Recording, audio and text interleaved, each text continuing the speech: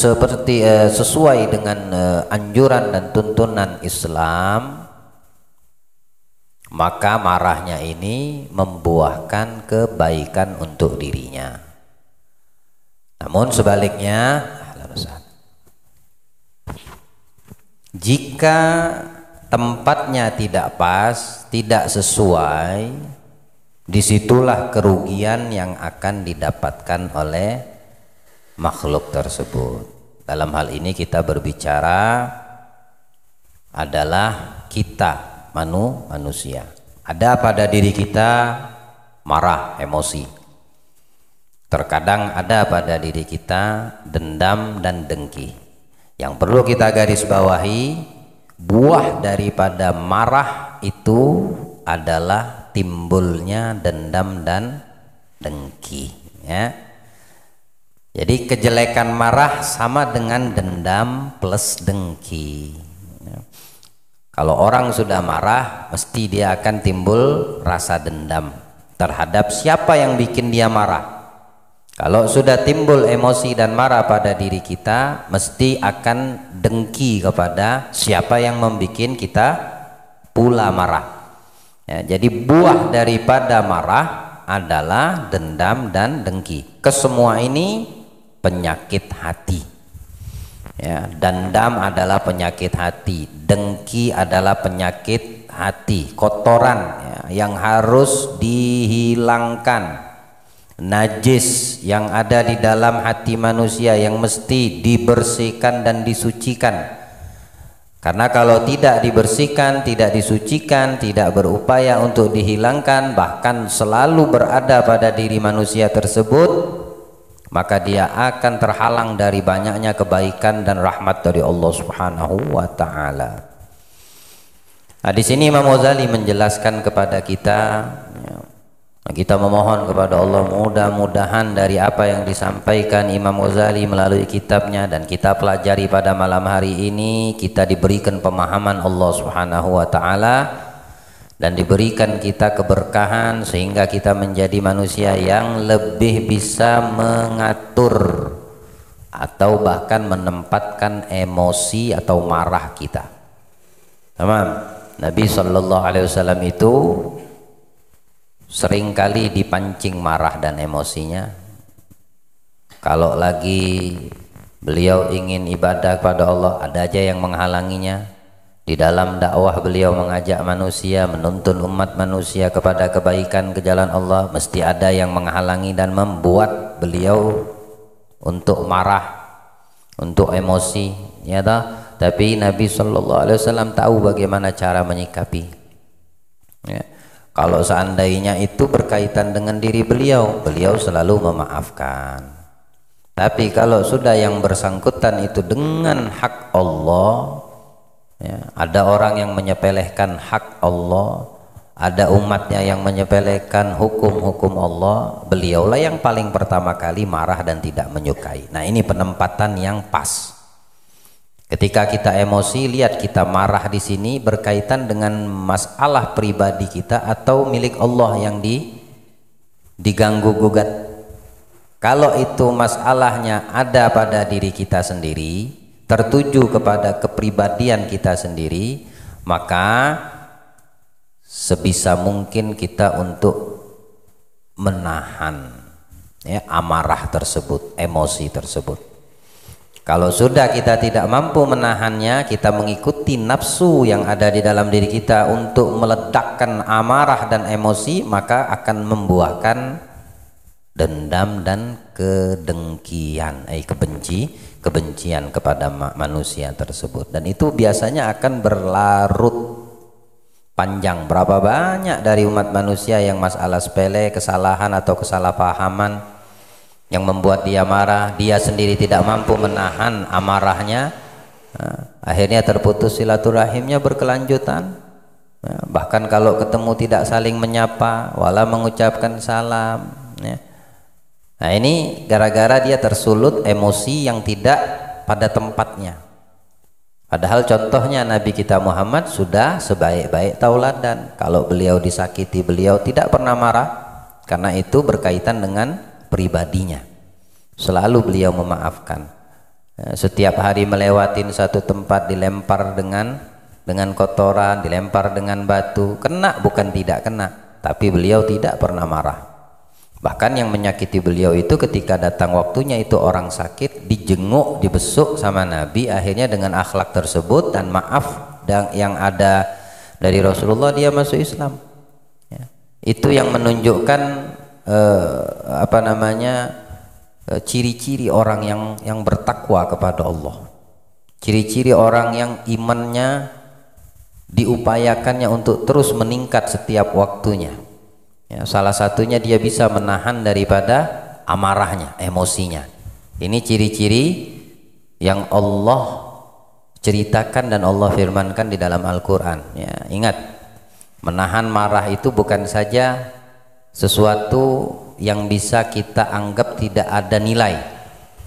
Ya, bahkan menahan amarah dan emosi itu Allah menjelaskan di dalam Al-Qur'anul Karim untuk kita bisa memahami, sehingga kita bisa meletakkan marah dan emosi kita di tempat yang diridhoi Allah Subhanahu wa taala. Nah, anak kita, istri kita, keluarga kita, jika ada di antara yang menjadi tanggung jawab kita itu membangkang, meremehkan hukum Allah, maka kamu tidak boleh tinggal diam, kamu harus marah. Tapi marahnya karena sebab.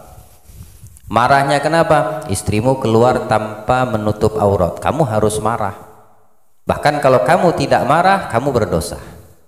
Tapi marah di sini bukan menuntut kepribadiannya, menurut urusan pribadinya, tapi karena dia melihat istri saya, anak perempuan saya membuka auratnya di luar, melihat istri dan anak kita, keluarga kita yang di bawah tanggung jawab kita atau yang kita akan mempertanggungjawabkan mereka nanti pada hari kiamat, mengabaikan perintah sholat, tidak menegakkan perkara ma'ruf misal, ya, maka wajib kita harus marah. Nah, marah di situ tempatnya pas, memang tempatnya untuk kita marah. Tapi kalau untuk selain hak Allah yang diganggu gugat, untuk apa marah? Yang ada malah merugikan diri sendiri. Bilang orang Bahari itu jangan cepat marah, nanti cepet tuh. Wah, ya. Nah, Imam Ghazali juga mengatakan kalau orang yang lagi emosi, lagi marah-marah, suruh dia berkaca. Ketika dia melihat wajahnya lagi marah-marah itu, dia akan malu sendiri. Kenapa? Muka orang yang marah itu gebih. Gebih itu buruk, jelek. Gak ada orang marah itu ketawa. Tidak ada orang marah itu tersenyum. Ya, marah nanti lihat di bagaimana muka kita kalau marah. Ya, alis kanan naik, alis kiri turun, hidung bergeser ke pipi kanan, lubang satunya bergeser, pokoknya jelek mukamu. Lebih bagus badut, ya, badut sirkus itu walaupun mukanya dicoret-coret tapi masih kelihatan gambar senyumnya, ya toh? Nah, lihat nonton film Batman nggak? Musuhnya itu namanya Joker, ya toh? Wajahnya tampilnya apa itu? Senyum, padahal dicoret-coret mukanya, ya, pipinya itu dibuatnya lukisan di wajahnya itu wajah-wajah senyum terus gitu. Tapi kalau orang yang lagi marah karena tersulut emosi, nafsunya, hawa nafsunya dia ikuti, nggak ada bagus sama sekali wajahnya. Suruh dia bercermin, kata Imam Ghazali. Ya, suruh dia berkaca, kata Imam Ghazali, dia sendiri akan malu dan menertawakan kejelekan wajahnya ketika dia lagi marah. Dan dikatakan ulama, marah itu panas dan itu cerminan daripada sifatnya iblis yang diciptakan dari api. Sedangkan manusia itu teksturnya lembut, tanah, dan tanah itu dingin. Mestinya manusia memahami dari apa dia tercipta, maka tampil dari dirinya untuk bisa mengendalikan emosinya. Ya, marahlah, silakan kamu marah, tapi kalau kamu mendapati hak Allah, hak nabimu dipermainkan, diperkucilkan, diremehkan, ya, Mulailah dari diri kita, marahi diri kita. Kalau kita melihat pada diri kita ada hak dan hukum Allah, kita permainkan, kita remehkan, marahi dirimu. Ya, maksudnya marahi dirimu bagaimana? Jangan sampai hak Allah itu kamu remehkan. Jangan sampai hukum Allah itu kamu sepelehkan. Lalu kalau untuk orang yang menjadi tanggung jawabmu, istri dan anak-anakmu, marahi dia. Kalau kamu melihat dia melanggar hukum Allah, menyepelehkan hukum Allah, karena kalau tidak seperti itu kamu akan dituntut Allah di hari kiamat. Kalau orang lain, nasihati dengan baik, syukur-syukur dia mau menerima. Tapi lebih banyak orang yang mengatakan uruslah dirimu sendiri, ngapain ngurusin aku. Nah, ya, uruslah dirimu sendiri. Kenapa ikut campur urusanku yang bukan urusanmu? Ya, tidak masalah, yang penting kamu sudah sampaikan dengan sebaik-baik penyampaian. Ya, tapi di dalam hatimu kamu memberontak. Artinya memberontak, kamu tidak terima bahwasannya yang dilakukan dan dikerjakan itu adalah pelanggaran dan menyepelehkan hak Allah, hak Nabi Muhammad SAW. Mudah-mudahan Allah memberikan pemahaman kepada kita. Marah itu bagaikan api yang tersembunyi di dalam hati, seperti bara yang tertutup oleh abu. Dia ada api di dalam, di balik abu itu, di bawah abu itu masih ada apinya. Nanti kalau bakar bukhur itu, arang itu, ya, dilihat sudah warnanya abu-abu, tapi di balik abu-abu itu di bawahnya masih ada api. Ya, kapanpun dia bisa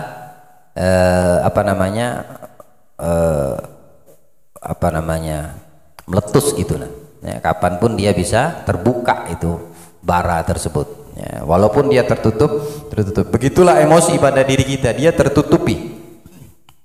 Tapi kapanpun dia bisa meledak. Ya. Nah, beruntung orang yang bisa menahan amarahnya. Kata Allah Subhanahu Wa Taala di dalam Al-Quran. Begitu juga banyak hadis Nabi SAW yang datang seorang laki-laki kepada Nabi. Kemudian laki-laki ini bertanya, meminta wasiat, ya Rasulullah ausini, ya Rasulullah berikan aku wasiat. Ya. Ada riwayat yang datang ini Abu Darda, laki-laki tersebut. Dalam riwayat lain dalam Sahih Bukhari babul adab, Imam Bukhari menjelaskan dalam bab adab, laki-laki yang pertama namanya Abu Darda. Ada yang mengatakan Abu Dar, ya, riwayat lagi yang mengatakan Abdullah bin Umar bin Khattab. Ya. Banyak riwayat yang mengatakan laki-laki di sini antara tiga orang ini. Dia datang kepada Rasul Sallallahu Alaihi Wasallam, wasiatkan kepadaku ya Rasulullah. Kemudian Nabi memberikan wasiat, la taghdab. Nabi berwasiat kepada yang bertanya, apa? Jangan marah.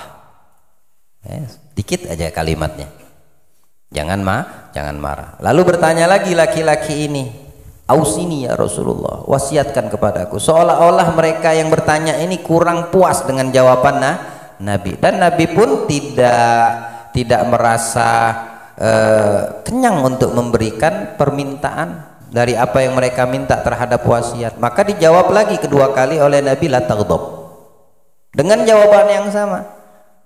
Pertanyaan pertama mereka minta wasiat, minta nasihat kepada Nabi, nasihati, jangan kamu marah. Artinya tahan kamu punya amarah. Ya.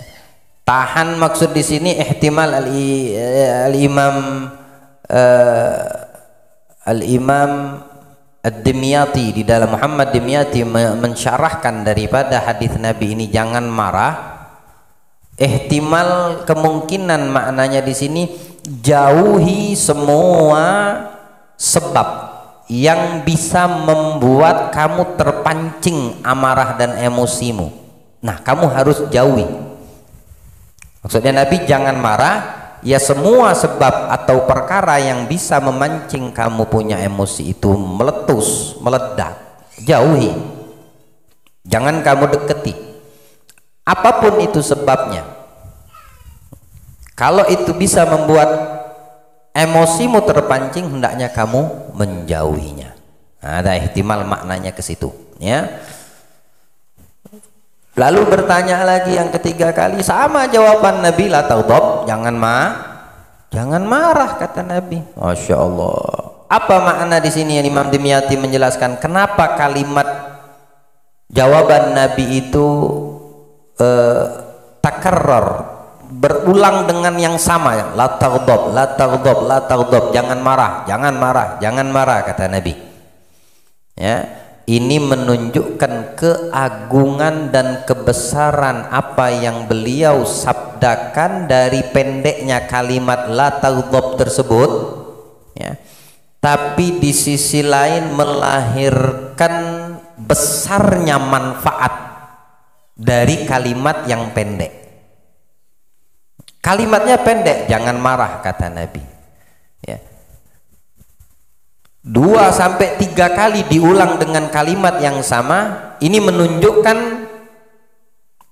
agungnya ini kalimat ucapan Nabi tersebut.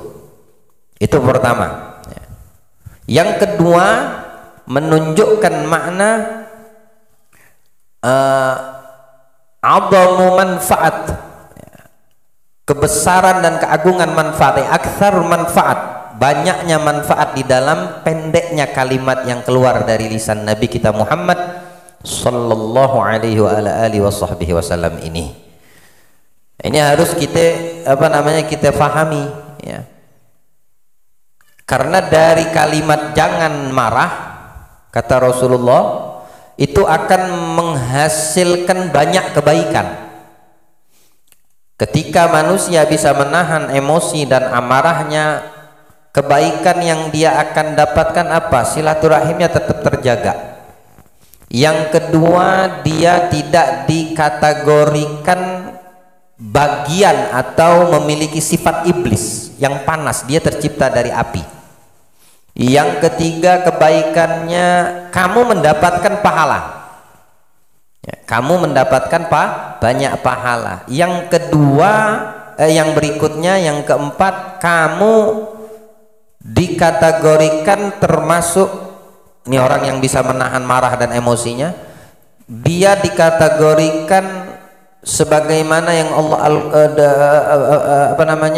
cerminkan di dalam Al-Qur'anul Karim, sifat-sifat orang yang bertakwa kepada Allah. Dan yang berikutnya kebaikan yang pasti, ya, yang pasti ampunan dosa dari Allah. Kemudian apalagi surga menunggu untuknya orang yang bisa menahan amarahnya. Banyak sekali berarti kebaikan-kebaikan. Oleh karena itu kita harus bisa memahaminya.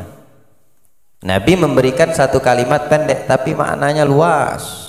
Jangan kamu marah, artinya hindari semua yang bisa menyebabkan kamu marah, ya, kecuali di tempat yang memang kamu mesti dan diperbolehkan untuk marah, dan itu akan menghasilkan nilai ibadah bagi dirimu, ya. Masa kita melihat ada kemungkaran di hadapan kita, kita biasa-biasa saja, santai, cuek, acuh? Jangan, malah itu menyebabkan kita rugi dan berdosa, ya. Paling tidak ketika kita tidak bisa dengan ucapan, ingkarlah dengan imanmu dan hatimu. Kenapa? Kamu menyaksikan dan melihat bahwasanya ada hak Allah yang kamu dapati, kamu dengar atau kamu lihat, ya, telah dinodai oleh makhluk ciptaannya, manusia tersebut, ya. Apalagi kalau yang melakukannya itu adalah orang yang beriman, orang yang beriman kepada Allah, ya, kasihan. Disitulah ketika kita menahan emosi amarah kita tidak bisa kita luapkan, ya, dengan penuh kekhawatiran, tapi hati kita harus menolaknya, tidak boleh menerima hal tersebut, ya, dan akan lahir dari situ mendoakan orang tersebut, ya, dari apa yang kita saksikan dari terhadap kemungkaran, pengabaian atau pelanggaran hak-hak Allah yang dilakukan oleh orang beriman tersebut. Minimal kita membuahkan dari lisan kita mendoakan dia supaya menjadi kedepannya lebih baik. Nah, tapi tidak untuk orang yang di bawah tanggung jawab kita. Harus kita tegas, harus kita marah, tapi yang membuahkan hasil, bukan marah kesurupan, kerasukan, kesetanan ya. Marah itu artinya kita ingkar dalam batin kita, tapi kita memberikan nasihat, solusi agar dia tidak lagi melakukan pelanggaran hak-hak Allah. Karena ini orang yang menjadi di bawah tanggung jawab kita. Allah Subhanahu wa taala memberitahukan kepada kita di dalam Al-Qur'an itu, firman-Nya, wasari'u ila maghfiratin mir rabbikum wa jannatin arduhas samawati wal ardu uiddat lil muttaqin, dan bersegeralah kata Allah Subhanahu wa taala, kalian semua ya, berburulah, berlomba-lomba, bersegeralah untuk mendapatkan maghfirah dari Allah, ampunan dari Allah, untuk mendapatkan surga yang telah dijanjikan oleh Allah Subhanahu wa taala. Bersegeralah untuk mendapatkan dua ini. Pertama ampunan Allah, yang kedua surga dari Allah Subhanahu wa taala. Jangan kamu lambat, jangan kamu sepelehkan, jangan kamu santai. Artinya bersegera di sini bergegas. Dapatkan itu ampunan dari Allah. Bersegeralah kita untuk mendapatkan itu surga dari Allah Subhanahu wa taala, yang mana Allah jelaskan luasnya itu surga Allah seperti luasnya langit dan bumi. Uiddat lil muttaqin, Allah telah menjanjikan maghfirah dan surga ini untuk siapa? Untuk orang-orang yang bertakwa. Ya, lihat, itu jawabannya. Yang Allah persiapkan daripada maghfirah dan ampunannya, yang Allah persiapkan daripada surganya, dan ini janji Allah. Allah menjanjikan dua hal ini, ampunan dan surga. Untuk siapa? Dijanjikan Allah uiddat lil muttaqin, untuk orang yang bertakwa. Taib. Pertanyaannya, siapa orang yang bertakwa di sini? Lanjutkan ke ayat setelahnya. Alladzina yunfiquna fis sarra'i wadh-dharra. Ini yang pertama. Ialah mereka orang-orang yang menginfakkan harta mereka. Fis sarra, dalam keadaan leluasa, dalam keadaan dia mampu, berada. Wadh-dharra, dan dalam keadaan mereka dikatakan sempit. Jadi berinfak, bersedekah itu tidak harus menunggu ketika kita ada, ketika kita punya. Allah menjelaskannya, berinfak itu mau kamu lagi senggang, luas, rizkimu ada, materimu, ataupun kamu tidak ada. Artinya tidak ada itu tidak mungkin tidak ada, sama sekali nol, tidak mungkin. Tamam. Ada 10.000, kamu bisa berinfak 1.000 perak, 500 perak, 2.000 perak. Pokoknya ada peluang, itu tidak disia-siakan. Ini ciri-ciri orang yang bertakwa yang Allah maksudkan di dalam Al-Quran. Alladzina yunfiquna fis sarra'i wadh-dharra. Ciri-ciri orang yang bertakwa yang dijanjikan ya, yang mendapatkan janji dari Allah untuk mendapatkan ampunan dan mendapatkan surga. Uiddat lil muttaqin. Alladzina yunfiquna fis sarra'i wadh-dharra wal kadhiminal ghaidh. Wal kadhiminal ghaidh.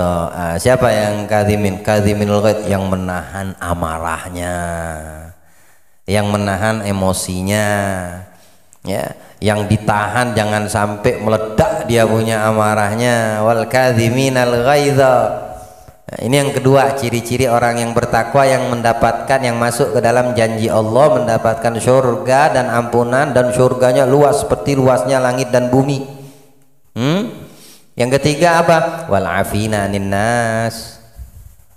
Afina anin nas. Pertama, dia berinfak dalam keadaan susah, dalam keadaan mampu dan tidak mampu. Yang kedua, dia menahan amarahnya. Yang ketiga, wal afina anin nas, memaafkan kesalahan orang lain. Ada orang berbuat salah, mudah betul dia memaafkannya.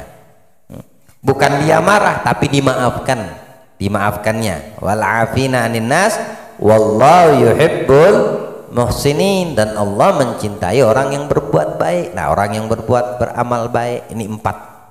Ya, ada lagi kah setelahnya? Allah yuhibbul muhsinin.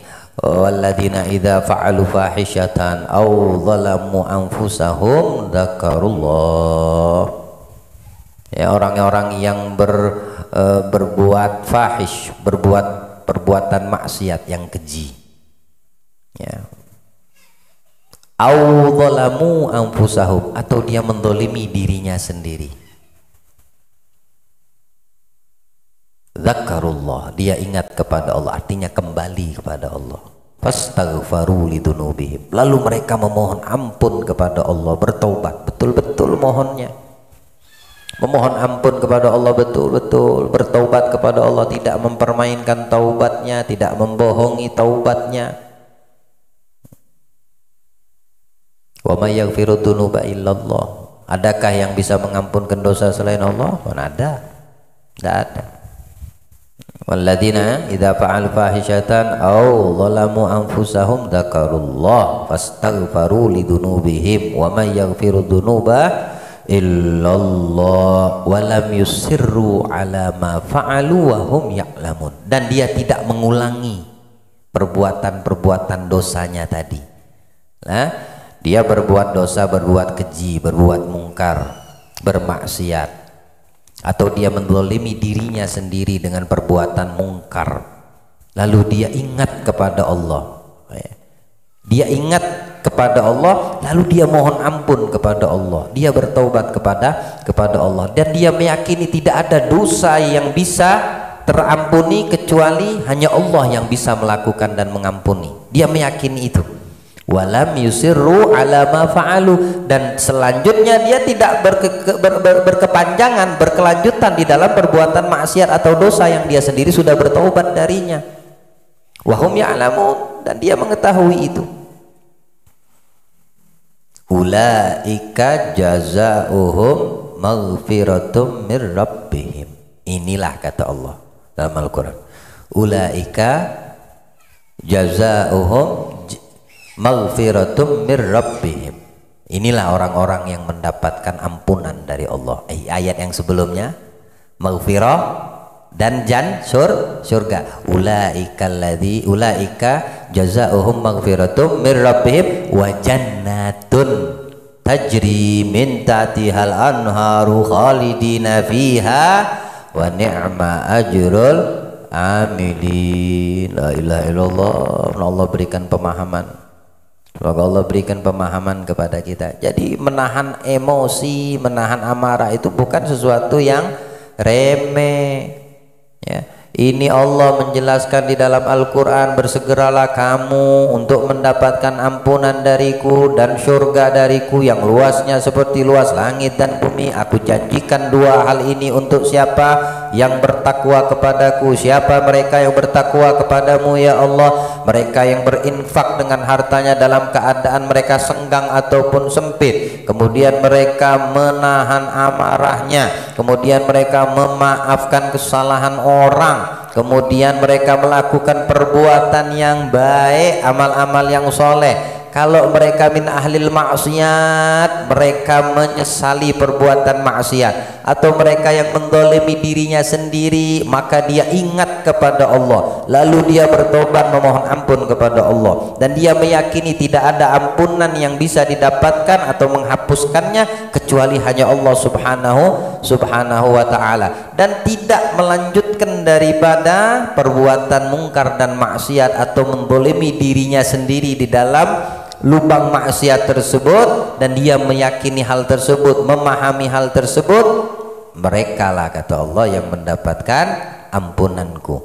Mereka ini ciri-ciri orang inilah yang mendapatkan surgaku yang mengalir di bawahnya sungai-sungai, dan mereka kekal di dalam surga tersebut.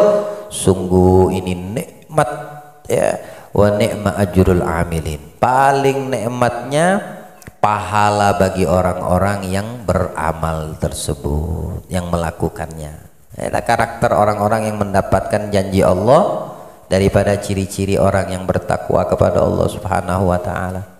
Menahan emosi termasuk salah satunya. Menahan amarah termasuk salah satunya. Bukankah Al-Quran menjelaskan kepada kita semua? Itu semua adalah sesuatu yang agung di sisi Allah. Oleh karena itu Nabi kita Muhammad SAW kalimatnya pendek, tapi selalu 2-3 kali jawabannya sama dengan pendeknya kalimat la taghdab, jangan kamu marah. Diulang lagi pertanyaan yang sama, dijawab juga dengan jawaban yang sama, la taghdab. Diulang lagi pertanyaan wasiat minta nasihat yang ketiga, dijawab sama Nabi, la taghdab, menunjukkan makna daripada kalimat jangan marah tersebut agung bin nassil Quran wal hadis Nabi kita Muhammad salawatu rabbi wassalamu alaih. Allah berikan pemahaman. Allah jadikan kita masuk ke dalam kriteria orang-orang yang bertakwa, yang mendapatkan janji dari Allah ampunan dan syurganya insya Allah. Ya, berkaca pada diri kita dari semua kategori ciri-ciri orang yang bertakwa adakah pada diri kita saat ini? Kalau ada orang mancing emosi, bisakah kita menahan? Kalau ada orang berbuat jahat kepada kita, mampukah kita memaafkan? Kalau ada diri kita berbuat maksiat, mendolimi diri kita, ingatkah kita kepada Allah dan meyakini bahwasanya dosa dari maksiat yang kita lakukan hanya Allah yang mengampunkannya? Lalu kita kembali kepada Allah dengan sebaik-baik taubat dan sungguh-sungguh di dalam bertaubat. Adakah ini karakter pada diri kita? Tanyakan pada diri kita masing-masing. Kalau itu tidak ada, ciptakan. Setelah kamu berupaya menciptakan, mudah-mudahan kita termasuk dari yang dijanjikan Allah, mendapatkan ampunannya dan mendapatkan syurganya.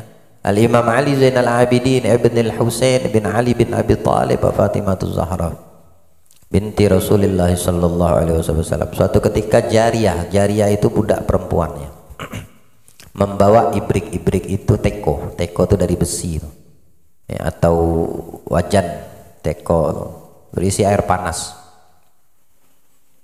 dihadapkan ke hadapan beliau, terlepas dari tangannya, terkena dan jatuh ke Imam Ali Zainal Abidin, dan teko itu mengenai kepalanya, luka kepala beliau. Air panas, bukan cuma air, tapi tekonya jatuh melukai plus air panas. La haula wala. Itu gambaran kalau terjadi sama kita terhadap pembantu kita, kira-kira gimana? Tapi lihat bagaimana beliau memahami daripada kandungan Al-Quran. Ini yang ingin kita dapatkan poinnya, ya, memahami apa yang Allah firmankan barusan dalam Al-Quran.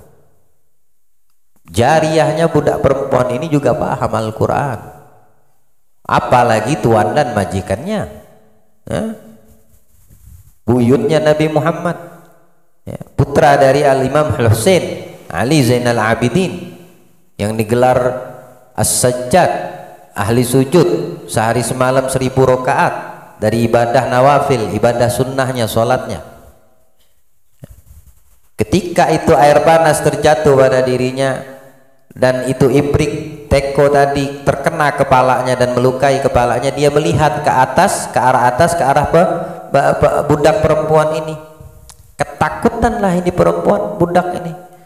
Ketika dia ketakutan, si budak perempuan ini langsung keluar dari kalimatnya Al-Quran. Ya Imam, wahai cucu ya Rasulullah, wal kadhimina al-ghaidh. Langsung dibacakan itu ayat, wal kadhimina al-ghaidh. Orang yang menahan amarah. Ini mau marah, air panas, luka kepala, siapa tidak marah, ya toh? Tapi budak perempuannya mengatakan ayat Al-Quran, ya Imam, wal kadhimina al-ghaidh. Orang-orang yang menahan, yang mampu menahan amarahnya, kata Allah dalam Al-Quran. Apa jawab Imam Ali? Ya. Laqad sungguh aku katamtul ghaidhi, laqad katamtu ghaidhi, aku tahan sekarang amarahku, tidak akan aku marah. Ya. Sampai di situ belum, kata si pemuda perempuan ini, wal afina anin nas, dan orang-orang yang memaafkan kesalahan orang lain.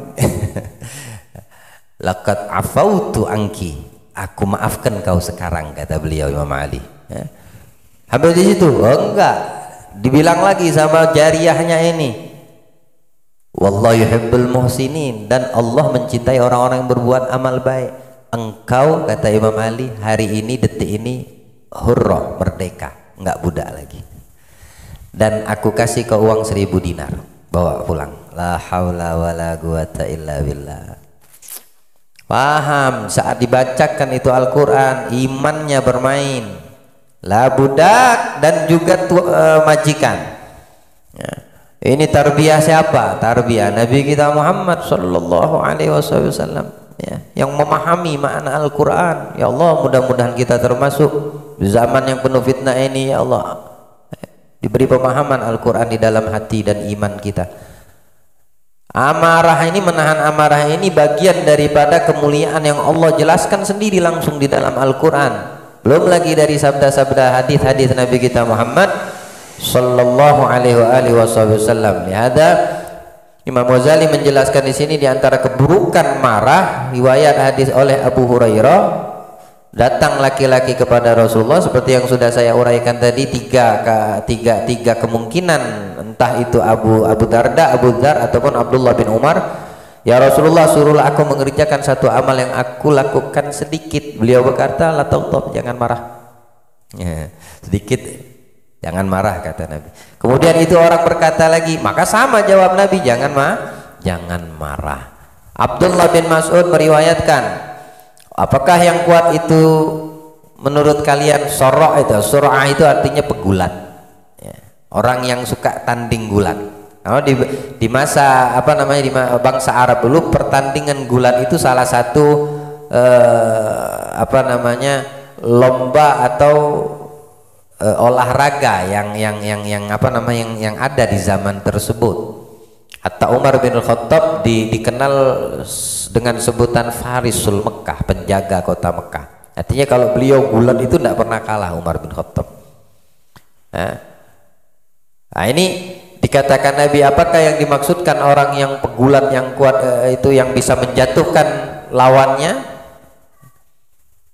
Maka mereka menjawab, orang yang tidak dapat dijatuhkan oleh orang lain di waktu bergulat. Nabi menjawab, tidak seperti itu, tapi yang bisa menguasai dirinya daripada emosi. Saat dia marah itu dia bisa mengendalikan marahnya. Saat dia mau marah, dia bisa menahan dari amarahnya. Itu orang yang pegulat yang kuat. Artinya orang yang kuat adalah orang yang bisa menahan. Ketika emosinya mau meledak, dia tahan, dia redam. Nah, ini kejadian pada setiap manusia yang memiliki tabiat dan sifat marah ini. Maka ketika kita paham dan kita kembalikan akan kebesaran dan kemuliaan dari janji Allah terhadap salah satu karakter orang-orang yang bertakwa yang dijanjikan maghfirah dan surga dari Allah adalah orang yang menahan amarahnya, maka insya Allah kita bisa mengendalikan. Ya, seperti yang terjadi pada Imam Ali Zainal Abidin, ya, ketika dibacakan tuh Al-Quran, wal kadhiminal ghaidh, aku sekarang tahan amarahku, wal afina anin nas, ada orang yang bisa menahan tapi belum tentu dia memaafkan.